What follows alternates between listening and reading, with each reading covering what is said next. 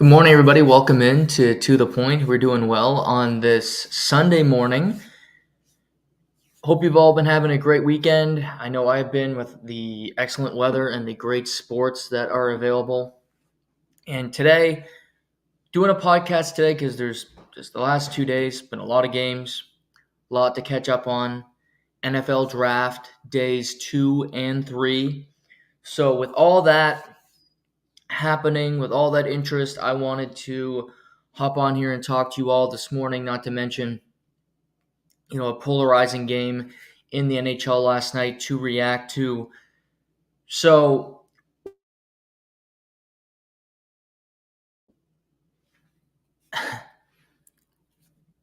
there's a lot of crossroad moments for teams.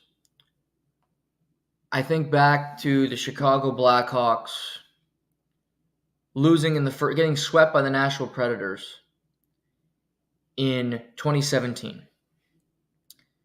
And it felt like the beginning of the end.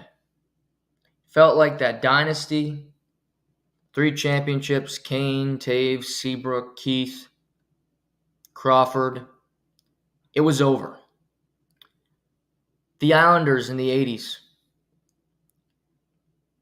4 titles in 5 years, but in that 5th year, they meet the Edmonton Oilers in a rematch of the title the year before, and the Oilers break through and finally get one. And that Islanders core was never the same. They never won another championship. Now, those are success stories. What makes this story interesting is I'm talking about a crossroad moment where the Toronto Maple Leafs have not been eliminated. Toronto Maple Leafs are still alive in their series against the Boston Bruins, but from reactions, outlook, general sentiment, it feels like they're out. It feels like the season is over. Because, yes, the Maple Leafs have lost a lot of first-round series. They made it to the second round last year, which is like shooting a 59 at Augusta National for them. Huge moment, success, we're getting better. But through all of it, you can change players, you can change outlook, make different decisions. But at the end of the day, they always came up with something. I don't know if they can this time. Last night, the effort, the outlook, the result felt different for the core 3, if you will, of the Toronto Maple Leafs.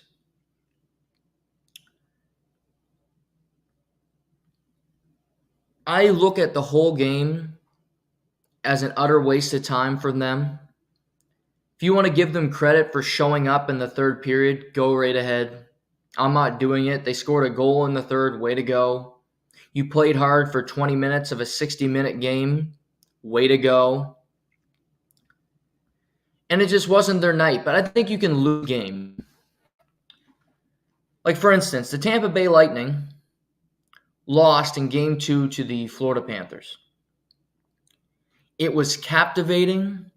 It was thrilling. They lost the game. But they were in it the whole way. They battled their ass off. And you can't say they didn't give their all in that game. The Maple Leafs didn't compete through 40 minutes. No fight, no energy, no care, not winning any board battles.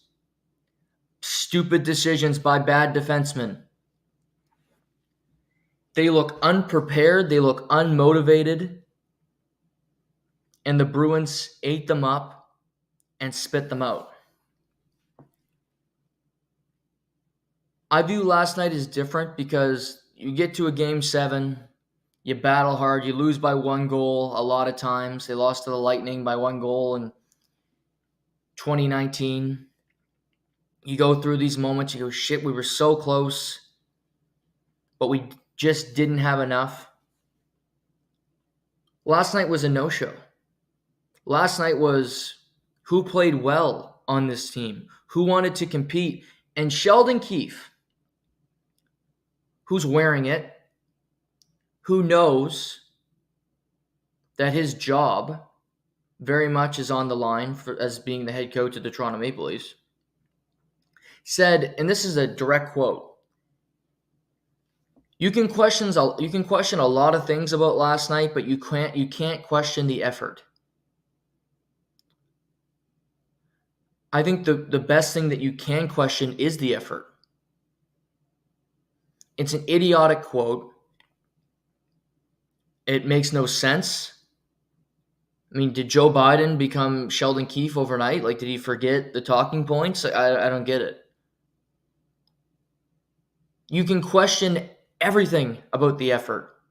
You can question everything about this team. You can question their media strategy. You can everything they've done to this point, the start of the playoffs, I can question. And the effort last night was easy to question. Mitch Marner is a lightning rod for the fans. Horrible with the media. One of the most talented players in the game. That's not debatable. But I don't think he's liked by most fans. I don't think he's liked by Leafs Nation as a whole. Leafs forever, whatever their stupid Twitter hashtag is. I think that's what it is. Well, through 4 games, he's been engaging in one. Got an assist on that Nyes goal. But he hasn't been creative. He hasn't been dangerous with the puck. Afraid to go into corners, doesn't come out with the puck. You don't see that fight. The will to win. He is the focus today for me. Because Matthews, well, he hasn't been great in the playoffs. He was great in game 2, I'll give him that. And he's got some food poisoning thing. And of course, that's a debilitating and life-threatening illness. So I give him that pass, And I'm joking. I've gone through food poisoning. I had it before I played a game when I was a kid. Story time here. Went to Boston Pizza with a few teammates. We all got the same order. It was this burger with this weird sauce on it. Ate it. We're all sick. All sick. It was brutal. I played that day. Got a point. Got a goal if you were interested. But I think we lost the game. But I played. Played all the whole game. But he's sick. Okay, he's dealing with something. However, I will add, the Maple Leafs, they spent all that money on psychologists and sports science and doctors and all this crap. You think you could come up with a good nutritionist? Piece of chicken, broccoli. How fucking hard is that to screw up? I do that every day of my life. I haven't got sick yet. And I cook. I'm cooking. Nobody else. I'm not a good cook. I don't know how to fry an egg. I got to hard boil them. I don't trust myself. I've never given myself food poisoning. Where's he going to eat? The deli that they went to on Bridesmaids where they all got shit throwing up? What's going on here? So that's just an aside. All that money, you think you could hire somebody competent? I guess they can't. For Mitch Marner, I don't see, and here's the thing. It's easy to say get rid of him, but he's got a no move. And again, they haven't lost yet. But to me, he's just a petulant guy. William Nylander, to me last night, came off as a leader. And Nylander didn't play well last night either, but I didn't think he would.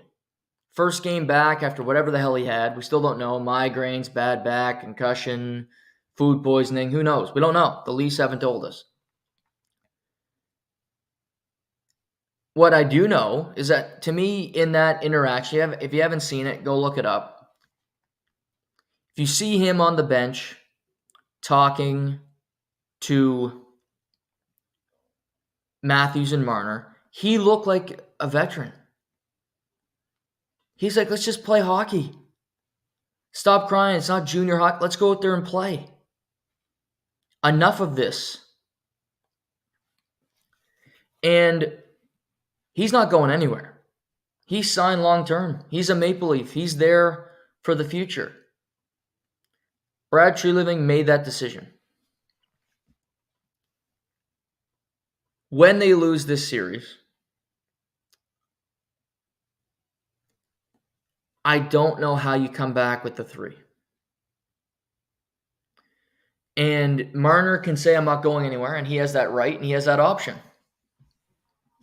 Because that's on lease management for giving that to him. I do not feel bad for management, for GMs who are stupid enough to give out no trades, no moves like Tic Tacs, and then you can't move a player. And fans are upset. Blame the GM. The players should have every right to do what they want. Because guess what? They were given that right to do it. Now, if you can come up with a trade, if you can come up with a package, and he will leave, and you can make it uncomfortable and say, you know what, Mitch? We're not going to re-sign you. Because we can't. Because this team isn't winning with this group. We're not getting close. We need to do something to change the mojo. Then maybe he'd do it. And quite honestly, I think for the Toronto Maple Leafs, breaking up the Matthews, Marner, Nylander trio is a good thing for all of them.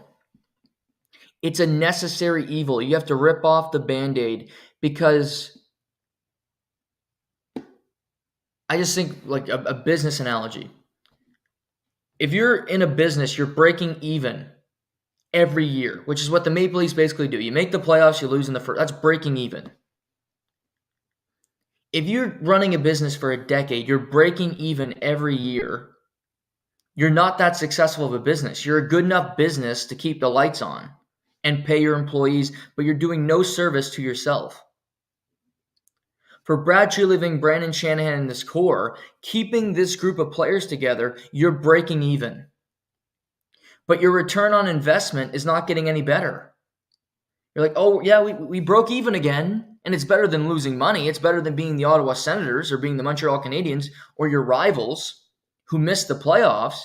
But when you're spending copious amounts of money and you're regarded as the best franchise in the sport, and you're the top-notch class act, yada, yada, yada, you want to do more than just break even. Off the ice, clearly they're making money. But on the ice is the more important product. You can sell a chili dog for $8 and you paid $1.15 from it because you got it from China. That's a great markup. That'll never be beaten. $18 beers. Great. Thrilled about it. But also, hey, what if our product on the ice was making as much money, was having as much success as our products off the ice? That's the perfect world. You're keeping Matthews. You're keeping Nylander. You made that decision. Morgan Riley is signed. Mitch Marner's the piece. Mitch Marner is the guy that would have to go. And it would be polarizing. It's a tough decision. It's not easy. But you're breaking even. Why not try something different where you have the potential to make money? Doing the same thing you always done, yeah, it'll get you where you are. In life, in business, in anything. But if you try something, and you could lose money doing it. Trading Mitch Marner is a risk. and it could blow up your business as a whole on the ice, potentially. You could be worse. And on paper and on mock drafts and on media at large, they will be looked at less favorably because they won't be better than, they're not going to get better players than a Mitch Marner. I was thinking about this last night. The Minnesota Wild. I don't know if Mitch Marner would go there. Again, he's Canadian. Doesn't strike me as a guy that really envisioned playing anywhere other than Toronto. But the Minnesota Wild are a team that want to be better, that are at this kind of crossroads moment themselves. They have Marc-Andre Fleury for another year. They have Kirill Kaprizov, who's one of the most talented players in the game. What if they had another really skilled winger in Mitch Marner? And it might be for a year, but they might be willing to do it. Matthew Boldy, if you're not familiar, he's a big winger, played at Boston College. I like him a lot, 30-plus goal scorer, physical winger, big shot. He's on a long-term deal, but he could come back in the deal. I think the Leafs would want more.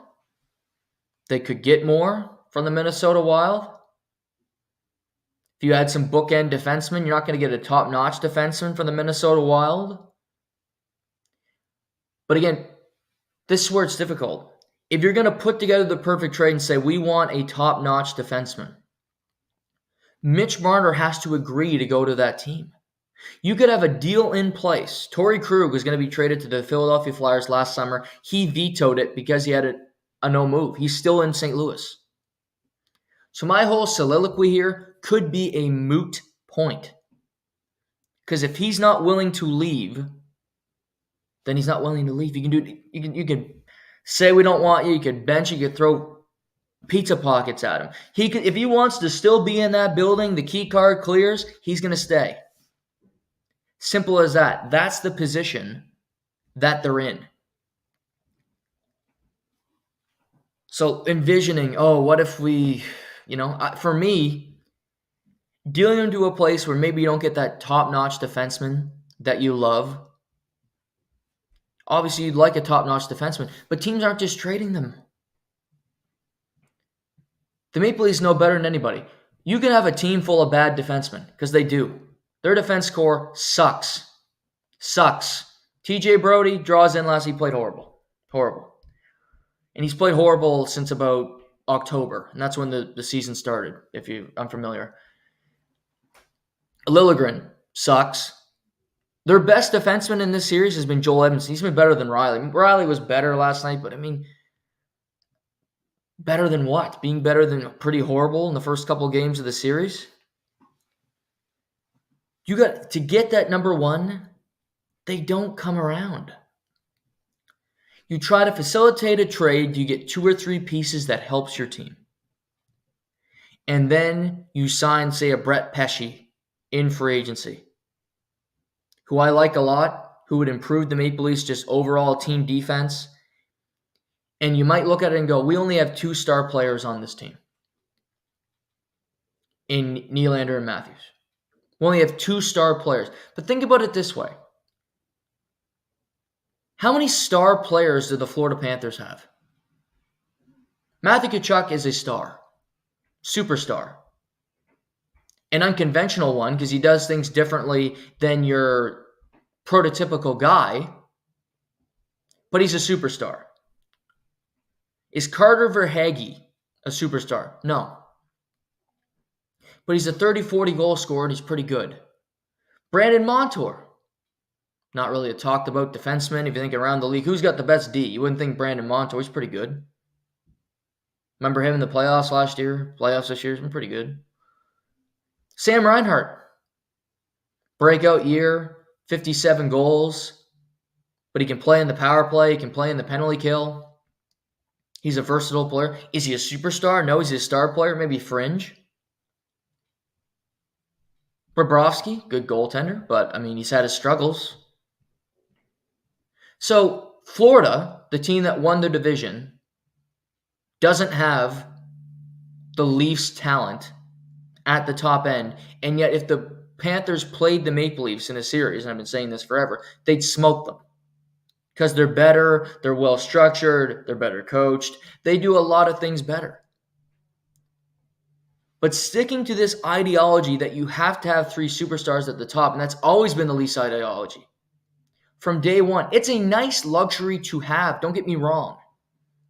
You draft Marner, you have Nylander, Matt, you have them all for cheap. Of course you're going to keep them. But when you pay them, you've gone through a cycle of contracts for all of them where you don't win jack squat. To quote Chris Farley, where is this going? It's not getting any better. You are what you are. Maybe there's a different outlook. Maybe there's a different way to do things. I don't know. But to me, sticking where you are, you're not going to get any better. You'll bring in the next Bertuzzi. You'll bring in the next Domi. You'll find the Edmondson at the trade deadline. But sticking to what you've done has gotten you nowhere. So why keep sticking to what you've done? Why keep doing what you've done 1,000 times and expecting a different result?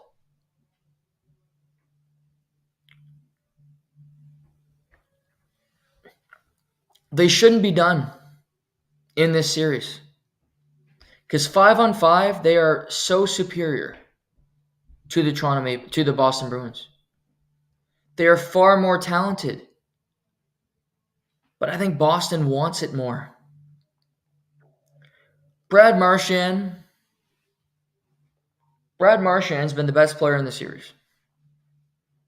And to me, that's not a debatable fact.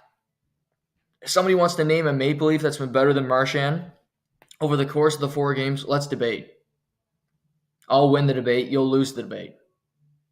He's been better than any Bruins player. He's been the most effective player in this series, and people hate him because he's effective. He's now the leading goal scorer in Bruins playoff history.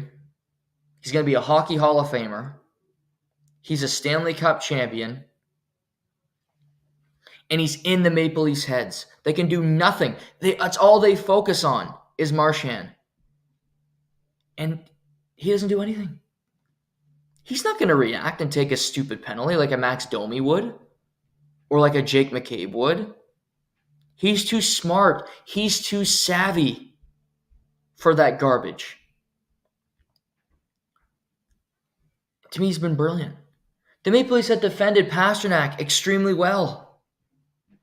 He hasn't played well in this series. He doesn't have ice. He's frustrated. And yet you're down 3-1. Because you can't stop a beach ball. And you can't score. Game 1, 1 goal. Game 3, 3 goals. Big night. Game 3, 2 goals. Game 4, 1 goal. You're not going to win the series doing that. Swayman's been great. Absolutely. Been locked in. But, I mean, at the end of the day, your superstar's got to find a way to break through. Looking ahead to Game 5, you got to hope Matthews is okay. They only play Tuesday, so he's got an extra day to get all the piss and vinegar out of his system. Come back healthy at the TD Garden. I think Nylander will be better in Game 5 because this is the game to shake the rust off, come back in, feeling better about himself.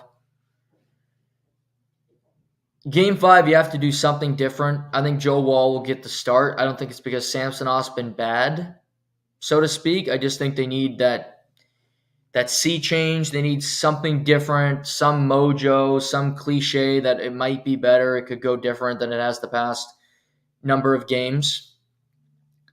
So I would expect to see Joe Woll start on Tuesday night. Brody, Liljegren, who cares? They're the same. They both stink. They both aren't very good. The power play,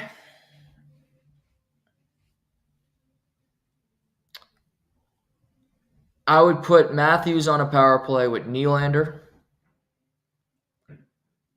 Bertuzzi, Tavares,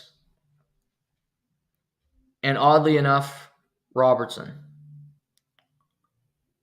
I would take Marner off it, and I would put Marner on a second power play unit. Boston has done it. Their power play is fantastic. Both power play units have scored in this series. The Maple Leafs power play is broken. It's not close to clicking. They don't get good scoring chances on it. It sucks momentum out of their game. You have to do something. It's not saying, oh, Mitch Marner, you're the problem here on the power play, because I don't think he is. But it's also saying we got to do something different.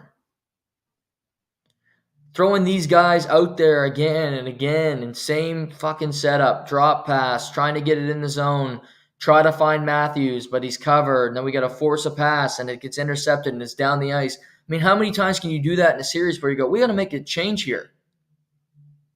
Like Guy Boucher, are you fucking coaching? Do you have a pulse?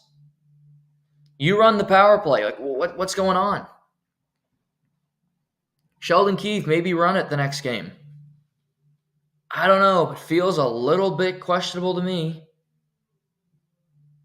as to why nothing's been done to adjust it, to do something different, to hope for a change.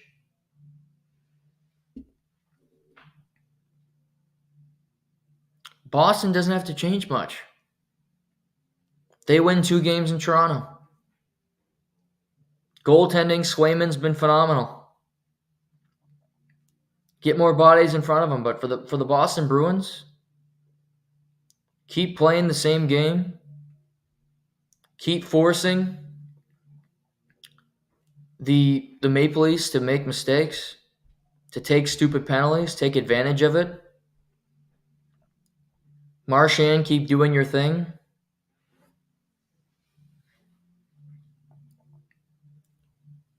But do I believe the Maple Leafs can come back? I don't. I don't believe in them. I don't know how you could. This loss felt like a seminal moment where this is it for this team. We have to consider making adjustments because the adjustments we've made to this point haven't been good enough. Haven't been productive. And I don't know. It just feels like a moment for me where you have a no-show in a playoff game where you have no effort whatsoever. And when you have a core that's been together this long, you have to consider things. It has to be drastic measures.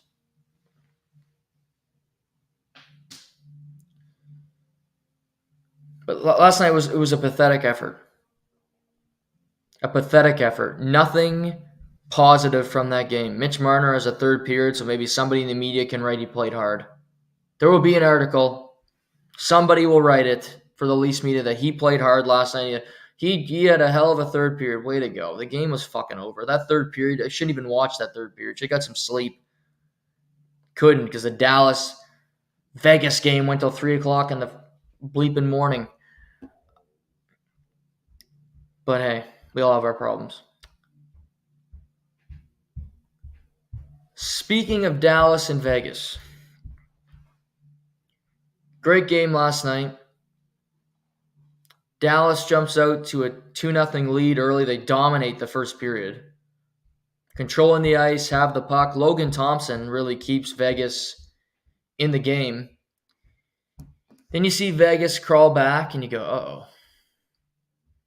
Vegas scores 2 quick goals in the second period, one from Braden McNabb, the other from Jack Eichel, who's had a really good series, shorthanded.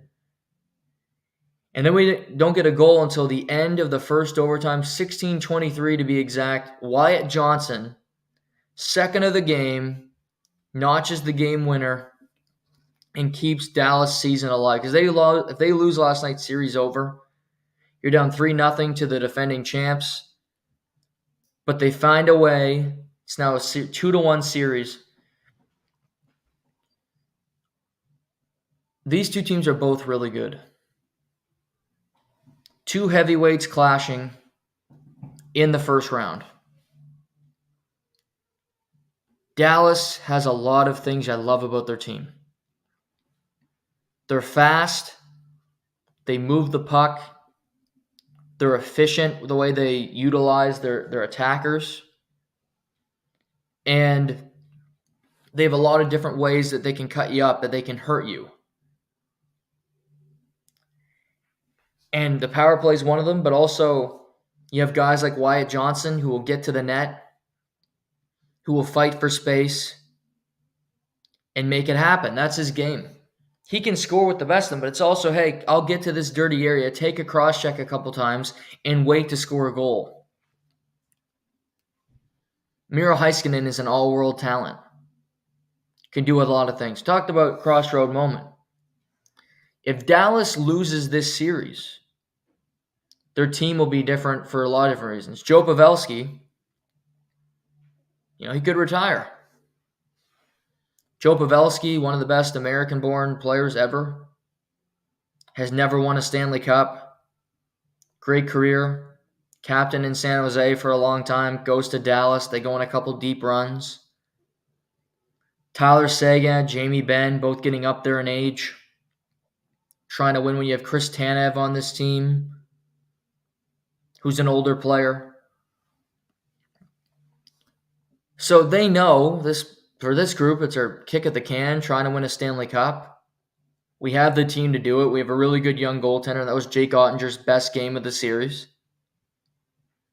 He went toe-to-toe with Logan Thompson, and both goalies were phenomenal, but in the end, Dallas gets the victory because Dallas was the better team throughout the entirety of the night. But this series is tough. I don't know which way it's leaning yet. I still believe that Dallas can come back and win it because of their team and because of their makeup and the way they play. Won't be easy because you have the defending champions staring at you in the face. And the more Vegas plays, the more dangerous they become because Hurdle's getting more reps. Mark Stone back on the ice. More chemistry. Jack Eichel, like I said, he's been phenomenal in the first 3 games of this series. Marchessault's been good. You're trying to win one. Because again, for Vegas, every year is a reload and you try to win. Marchessault's a free agent. I don't think they're going to be able to afford him. He's likely leaving Vegas after this playoff run. Because he's going to be priced out. You're going to look up going, okay, well, I don't know how we do this. I don't know how we get him. And saying that, you have to be aware and go, okay, well, let's see what happens here. Both these teams defend extremely well. Both these teams fast, limit ice. I love the series because I find both teams incredibly entertaining to watch. Their approach. The East versus West, I think there is a difference. To me, it's a more methodical game in the Eastern Conference a little bit. I don't think it's quite as fast as the teams out West. That's just an observation. If you're watching Colorado's a fast team.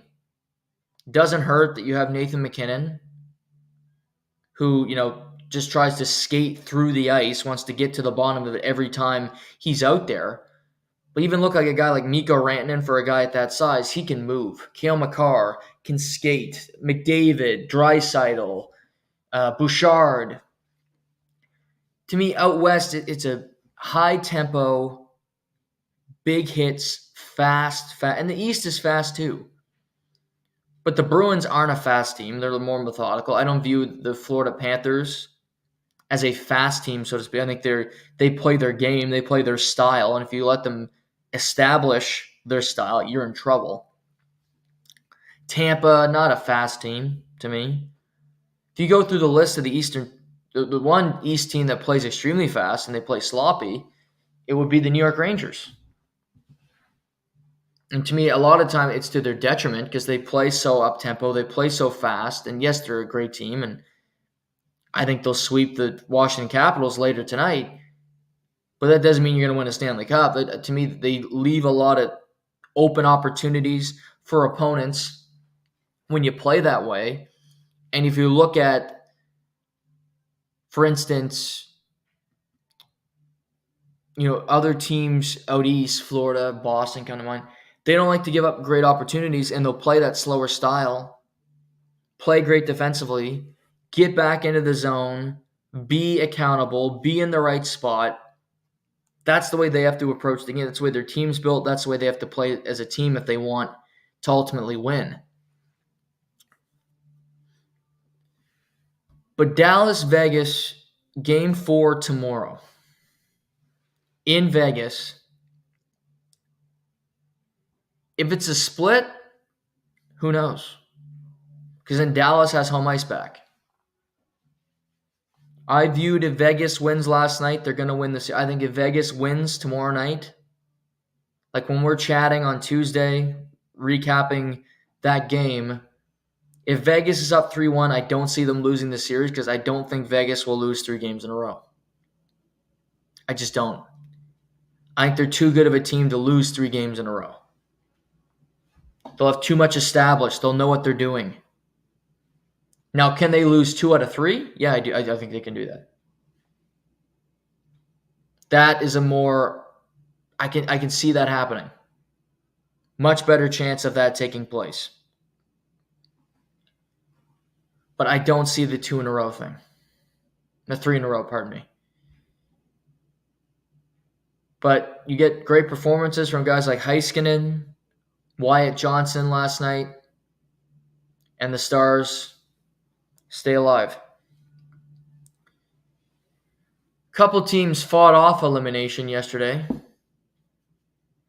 Tampa Bay Lightning and the New York Islanders win in the respective matinee games. To me,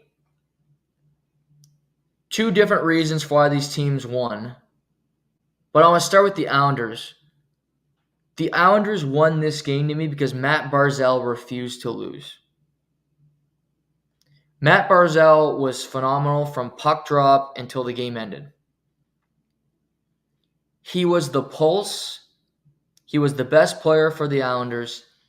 And that whole game, every time he's on the ice, it was as if I'm not going to be denied.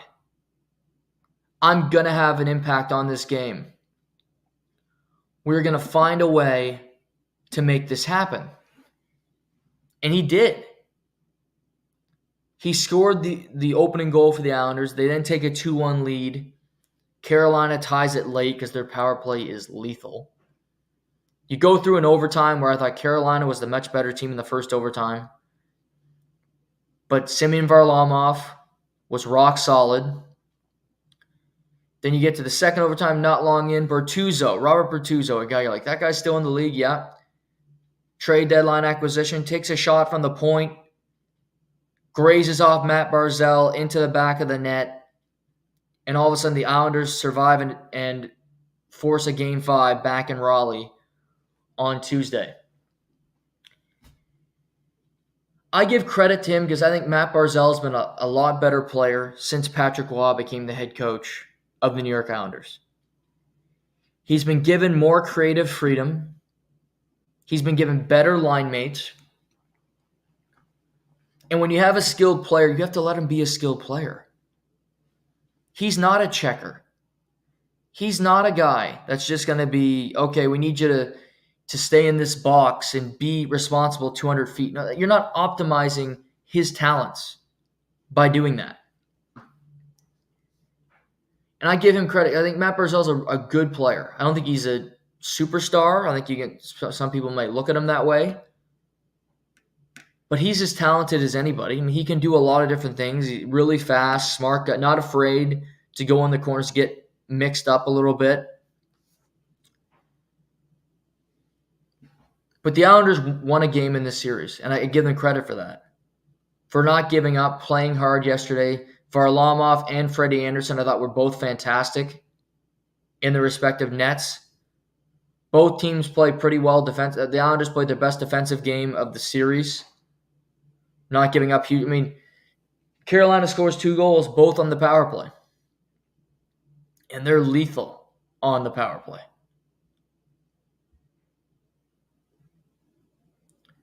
They can do so many different things.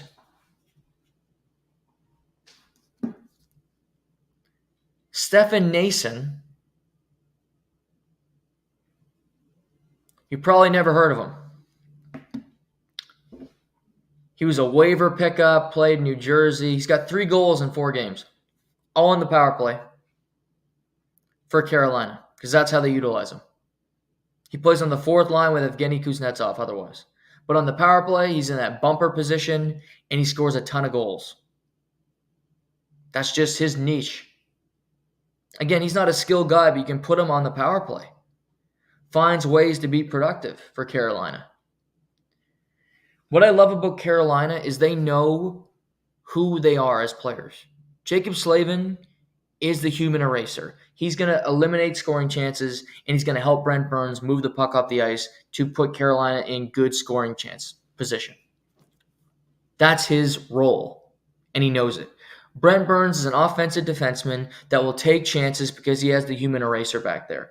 Brett Pesce's a mix, but he's more of a defensive guy, block shots, move the puck up to get it to a guy who, like Dmitry Orlov, who's going to take more chances and be more of an offensive threat.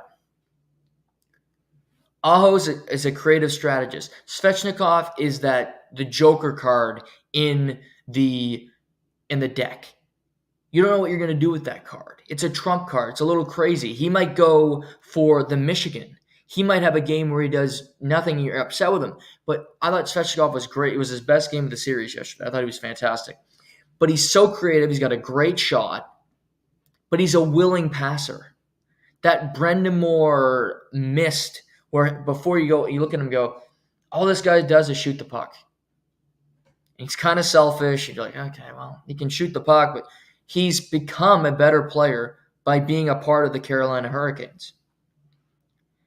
I like their team, but Barzal deserves credit for getting his team to a victory. I don't think they're going to get more than 1 because I just think Carolina's better. And Carolina's extremely tough to beat on home ice. They rarely lose on home ice in the playoffs. That crowd is crazy.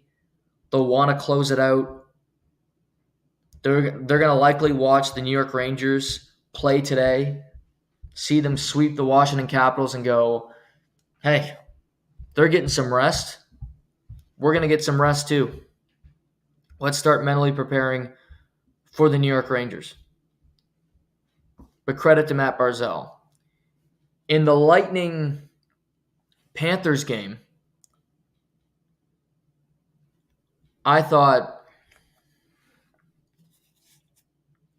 for the most part, it was a great performance from Steven Stamkos. He's the guy for me. Captain of the team, leader, and he just said, no, we're going to win. We're not getting swept by the Florida Panthers. We swept them a number of years ago. They're not going to sweep us. We're going to take it to them. Scored the first goal of the game. Scored a goal in the third period as well, but I thought he was all over the ice.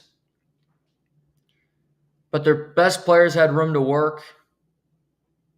Kucherov had a quiet 3 assists. Hedman had 3 assists. Braden Point, 3 points. Stamkos, Brandon Hagel had 3 points. And their best guys said, we're going to play today. We're going to make something happen. We're beating Florida. Period. End of story. Whatever we have to do. Florida made it 4-3 with about 5 minutes left in the second period. And I thought, oh, Tampa could be in trouble here, but no. They made it happen. They said, we're gonna find a way. We're going to find a way to be productive and win this game. And they did. Their power play is still lethal. So many different options. Braden Point is phenomenal. I love him. Unselfish player who just wants to win. Tampa's been in the series. Tampa's been right there. That's the thing. Now, I don't think they're better than Florida. They meet tomorrow night, Game 5, back in Sunrise.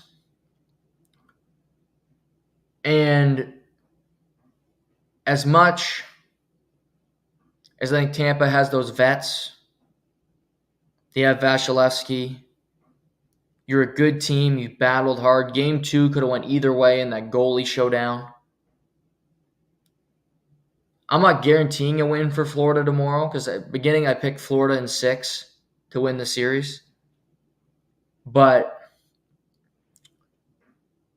I think Florida's too good. They lost the game. It happens. And yeah, I mean it's a tough call, but I think Florida's just too good of a team. But they got beat yesterday, and it happens. Out of this game, crazy story. Mikhail Sergachev in February. Now I was watching this game when it happened. He got bent over in the corner, and he fractured his tibia and his fibula, which is a broken leg. And I thought this guy might not play until midway next season. You think, hey, look, he had to be stretchered. It was a gruesome injury. Really ugly to see. So unfortunate. Great player. But then I'm reading oh, he's battling back, and Sergachev, he's rehabbing. He's already on the ice. This was a month and change ago. And then right before the playoffs, it's well, Sergachev is hoping to return. I'm like, there's no way. It's a smoke screen. John Cooper saying this, so you have to prepare for him when you're Florida. But we won't see him. Then I'm like, oh, it's 3-0 Panthers. This sucks. Tampa's going to lose the series. Sergachev won't get back in. It's kind of like the Aaron Rodgers of it all. I'm going to come back this year, but he never gets back on the field. So you can have some anonymity and look like you were telling the truth even if you weren't. But then pregame skate, warm-up. Sergachev is out there and he's in the lineup for Game 4 less than 90 days after breaking his leg. He played yesterday, had an assist, played 17 minutes, 2 hits, 2 blocks. And he played the whole game, and he played pretty well for the Tampa Bay Lightning, and they needed another defenseman. And he's a huge addition. But that's the heart of a champion. That's a guy who was not going to be stopped from getting in the lineup. Credit to him. That takes courage. That takes dedication. And he did it. Mikhail Sergachev gets a point in his first game back. The team wins. 17 minutes on the ice. I mean, come on. Incredible. Incredible for him. But food poisoning kills the best of us, I gotta say. Sorry, I had to get that joke in. So somebody, but I mean, most doctors will say food poisoning is worse than breaking a leg. I think I've heard that from maybe it was Biden's doctor told me that. Maybe he might have forgot what the actual numbers are, but I don't know. Maybe it is worse. Maybe it is. Who knows? but interesting story nevertheless. Today we have 4 games in the National Hockey League. Jets Avalanche at 3:30, Canucks Predators at 6, Rangers Capitals at 9 o'clock, and the dreaded Oilers Kings that says 11:30, but I saw on Hockey Night last night the puck drops at 11:50.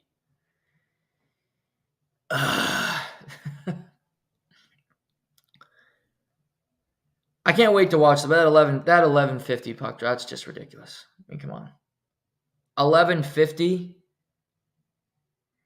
It's almost Monday morning, for Christ's sake, before you drop the puck, and I'm going to watch some of it. I know that. I have to. It's the Oilers. I like watching them. The Jets Friday night, that was a loss that really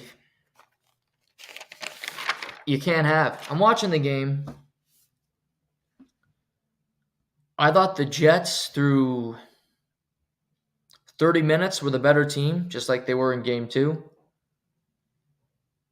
You see, they flip momentum. Toffoli scores an ugly goal in Georgiev where he throws a little muffin of a backhander and it squeaks in past the post. And you go, okay, 1-1 game. Jets didn't deserve the goal, but they get it. Not long later, power play. Morrissey, shot from the point, lots of traffic. Georgiev doesn't see it. It's 2-1 Winnipeg. Okay, they got momentum. They're feeling it. But then you get to the second period debacle, which is becoming a trend for the Jets. But this time it was the third period. Colorado scored 5 goals in the third. 2 on the power play by McKinnon and Nikushkin. Terry Lehkonen, who's had a great series. Ross Colton gets on the board, and then Devon Taves gets the empty net. But 5 goals in the third period. Outshot 40-24. Outshot 12-5 in the third period. Connor Hellebuyck is going to win the Vezina Trophy for best goalie in the regular season. In the playoffs, 15 goals against in 3 starts. 506 goals against average, 871 save percentage. He's been horrible. And this is kind of what he's been throughout the course of his career as being a playoff goalie. He hasn't been good. And it's continuing. Because I think the team, for the most part, has been pretty good in front of him. But this team scores goals in bunches. They can't be stopped. McKinnon was an absolute machine the other night. Nikushkin, when he's got his head on straight, is a force with I mean, those two on the same team is almost not fair. Colorado's too fast, and Winnipeg can't defend them. And Winnipeg ends up taking penalties, trying to defend because they lose position. And Colorado takes advantage on the power play. Off the rush, Colorado was too good. Winnipeg they need the saves. They need that moment for them to be productive, and they're not getting it. So if I'm the Jets, playing a little more up-tempo, they're trying not to make a mistake right now, and they're making them. Oh, we can't make a mistake here. Well, if we make one, then what happens? And it breaks down and you're screwed. They're a structured group, but I said going into the series, Colorado is a much more skilled team. Colorado has more difference makers, and the one thing Winnipeg has going for them is they play a great team structure, and they have the better goalie. Well, they don't have the better goalie anymore. Their goalie hasn't been any good. Their goalie's been a problem.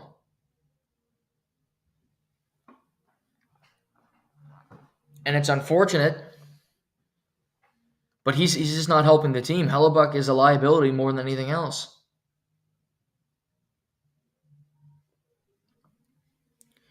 So I'd open up the game a little bit. You don't want to play horse with this team. You don't want to just go run and gun. But playing not to make a mistake is going to end up resulting in your team making mistakes.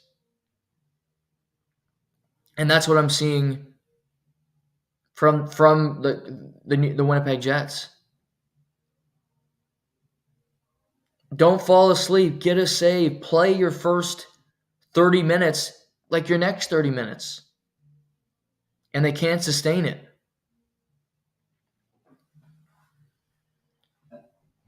First game and a half, period and a half of every game, they're in it. They look really good. But then they fall asleep, and before you know it, you go, oh shit, they're down 5-2.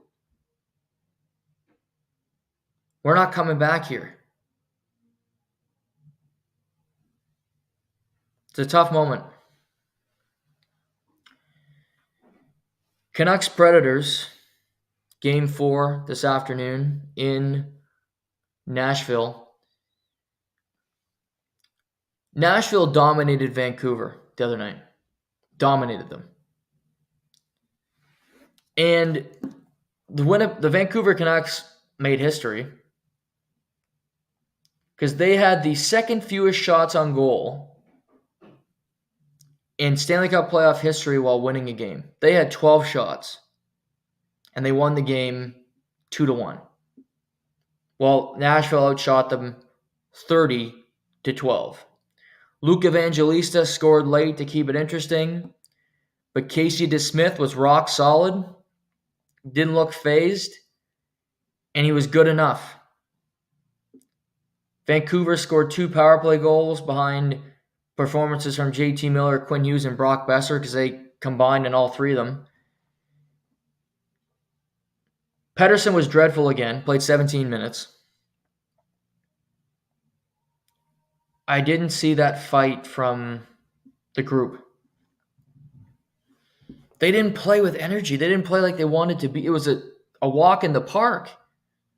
But their goalie, the power play, saved them.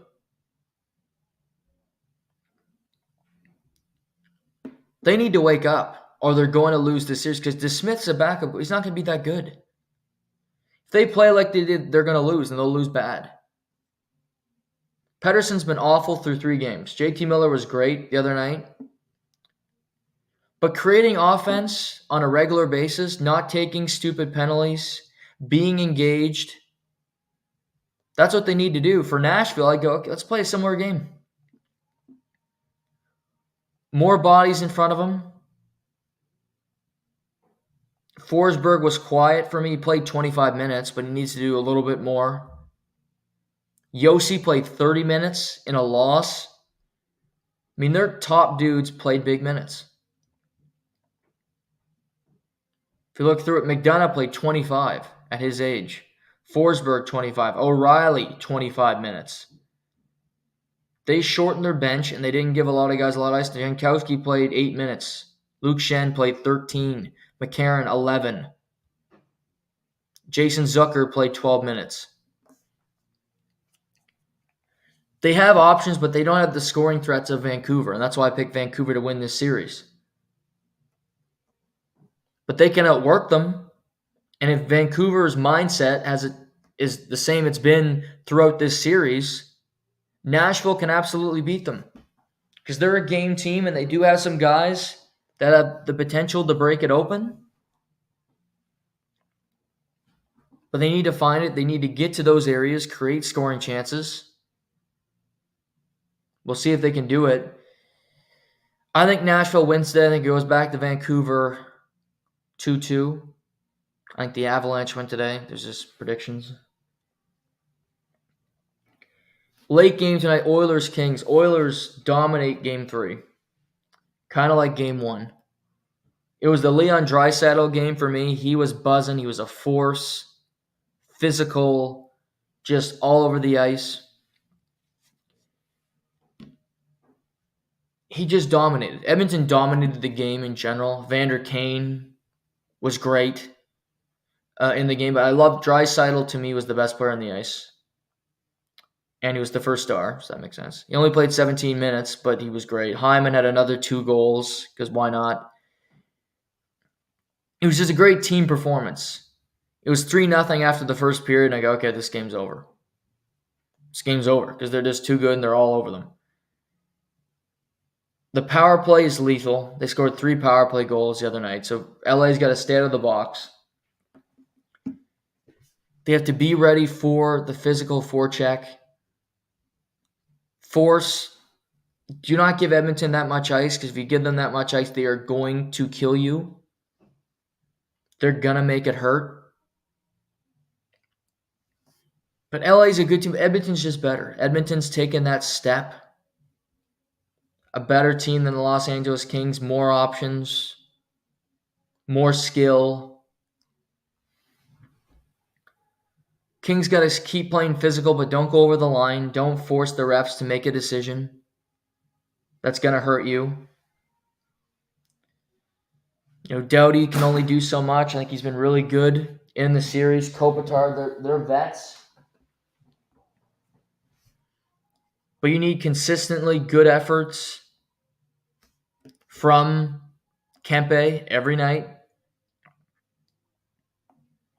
Byfield could show up. Dubois is just a lost cause. He's been a nothing burger in the series. Fiala, I like Fiala. Hasn't really been involved in the series. So, you look at it, it was an ass kicking. Doughty still played 24 minutes, but it was an ass kicking. To me, Edmonton can make mistakes because they'll play run and gun and they like to give up scoring chances, and that's what makes me worry about Edmonton, despite the fact that I picked them to win the Cup. But I don't think LA can match them. I think if LA gets in the box, you're not going to kill that many penalties. I pick Edmonton in 5. I'm not going to back off of that opinion. So I got Edmonton winning tonight in Los Angeles, bringing a 3-1 lead back to the City of Champions. You also got Rangers Capitals. I got the Rangers winning this. They're just a better team. And they haven't played perfect in their first 3 games. They've made some mistakes. And you see Tampa avoid elimination. You see the Islanders avoid elimination. So you never want to get swept. I think the Washington will come up with a good effort tonight. But in the end, the Rangers are just better at every position. And I think they'll be too much. There will be a sweep in the first round. It'll be the New York Rangers sweeping the Washington Capitals. They'll have some time to sit and rest and prepare for their second round matchup in all likelihood, against the Carolina Hurricanes. But I got the Rangers sweeping the Washington Capitals tonight in Washington. Basketball, you had some big results this weekend. The Lakers avoided a sweep. They finally beat the Nuggets last night. First time in 11 games they defeat the Denver Nuggets. So big moment for LeBron and Anthony Davis, who played very well. And they played a full game, which was nice. You had the Thunder take a 3-0 series lead on the Pelicans as they crush it looks like that's going to be a sweep. Shai Gilgeous-Alexander has had a really good series. No Zion Williamson, no real chance for the Pelicans. Celtics, after losing a game, I couldn't believe they lost a game in the series. They crushed the Heat 104-84 in Miami, back on track, making their 3-point shots, shooting 30%, which isn't great, but they made some. Out-rebounded the Heat. Shot better percentage. They didn't turn the ball over. Miami turned the ball over 12 times. Jason Tatum had an all right game, so they crushed the Heat. They'll beat them in 5. My Magic win 2 games in Cleveland. They lose the first 2. They look horrible in both the games. Like, okay, they're in trouble. Go to Orlando. They win both. They blow out the Cavs twice in Orlando. It's like the Cavs blew out Orlando in Cleveland. Franz Wagner, 13 for 17 from the floor, 6 for 7 from the free throw line, 34, 13, and 4 yesterday in the victory. Banchero has not had a good series, but they're 2-2. If he can have a couple good performances. Isaac was good off the bench. Markel Fultz was good off the bench. Goes back to Cleveland. Series tied 2-2. Today, in the association, Knicks 76ers, that's a 2 o'clock tip-off. To me, it's a fascinating series. 76ers win a close one on Friday, looking to take it back to the Mecca 2-2. Joel Embiid was mixing it up with Mitchell Robinson. He's been kind of talked about in this series. He's been good, not great. Well, there's some animosity to this series. Both teams don't like one another. The Sixers, they've said we're going to come back and win this series. If they're going to do it, they got to win today. Clippers, Mavericks, Kawhi might not play. He's not healthy. Clippers just look old, lethargic. Luka's playing great defense now all of a sudden. He's making shots. Mavericks will win today. Bucks, Pacers. Might be no Damian Lillard. No Giannis Antetokounmpo. Pacers win in overtime in a thrilling game on Friday after backed up. Middleton makes a big shot. You see Halliburton make a big shot. And you're going back and forth. And to me, if you're not going to have Lillard, you're not having Antetokounmpo, the best two players. Middleton had his game Friday. It was one of his best games he's ever played. I don't see that type of performance happening again. Give me the Pacers to take a 3-1 lead back to Milwaukee. And then Timberwolves Suns. Suns so disappointing. Kevin Durant not having a great series. Team as a whole, Grayson Allen's hurt. Nurkic, ineffective. Bradley Beal's been pretty good, but again, I don't know. Devin Booker, Anthony Edwards, 36, 9, and 5. Gobert, who's actually had a really good series for Minnesota, really productive. Karl Anthony Towns, who's been good as well, not making stupid mistakes, being in there when he has to be. I don't think the Suns will get swept. I think they'll fight it off. Timberwolves are going to win the series. Timberwolves Nuggets will be a fascinating second-round series. I think both those teams are better than Oklahoma City, top to bottom. Only one can get to the conference final. We'll see who gets through. But if you're looking at it and I go, well, 2-3 matchup. The other series, the Mavericks are good. I think the Mavericks can beat the Oklahoma City Thunder. But that'll be a fun second-round matchup. But that's the NBA update going into today. Dodgers win the first two games of the series against the Blue Jays. Ohtani was booed to start the game on Friday, nails a home run. They beat them. They crushed them 12-2 or 12. I watched some of it. They lose again yesterday. Can't score runs. Vladdy, he's not having his best couple days here. Blue Jays have lost 5 in a row. They're struggling. Some teams are, though, however. I mean, you see great, like the Guardians, really good story, 19-8, first in the American League Central. Good team. Yankees beat the Brewers last night. They battle it out. Astros playing the Rockies in Mexico City. They are now 8-19 on the season. Not great. Mariners are first in the AL West as they got a little bit hot here. Their pitching has improved a great deal. Over in Madrid, tennis, Alcaraz, big moment yesterday. Rafael Nadal beat Alex de Minaur. To see him barely play any tennis, come back, beat a top 10 player in the world, crazy, great for him. You have that Madrid tournament. It's a tune-up before the French Open. Alcaraz has advanced today. You have Taylor Fritz in action. Looking at that, Nadal is in action tomorrow against Kashin from Argentina. Should be an easy win for him. He hasn't played much tennis, but he looks good.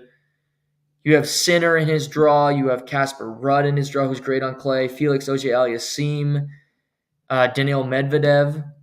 So he could have some tough opponents down the line, but good to see Rafael Nadal back on the court. And, he said he hasn't locked in playing at the French Open yet, depending on how his body feels. But we shall see. He's not going to be long for the tennis world. And the NFL draft has come and gone. We talked about the results of the first round on Friday. Some notable things. Second pick of day 2, the Buffalo Bills, they need a wide receiver. They take Keon Coleman, a wide receiver from Florida State. Big body, high catch radius. I think he'll be a good pro. I like him.